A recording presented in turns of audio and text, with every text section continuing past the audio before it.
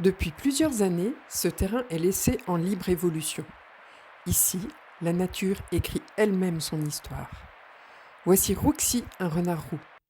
À l'aube, il parcourt discrètement les herbes hautes à la recherche de son prochain repas. Il connaît chaque recoin de ce territoire devenu son refuge. Lorsque Rouxi s'éclipse, c'est au tour de Basile, le blaireau européen.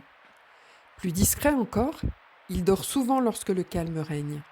Son flair l'aide à repérer vers de terre, larves et insectes cachés sous le sol. Basile est l'un des plus anciens habitants de ce lieu. Au loin apparaît Robin, un brocard. Le mâle du chevreuil avance avec prudence. Ses bois lui donnent une allure majestueuse, tandis qu'il surveille attentivement les alentours.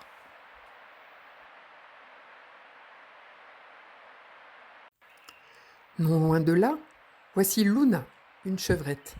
Elle profite de la végétation abondante pour se nourrir en toute tranquillité.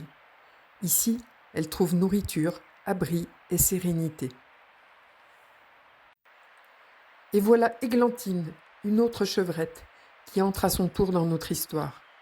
Plus jeune et plus curieuse, Églantine aime explorer les différentes parties du terrain.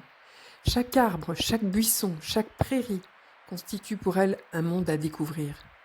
Peut-être croisera-t-elle bientôt Luna ou Robin au détour d'un sentier. Pour conclure cette première rencontre, voici Pico, le pic vert.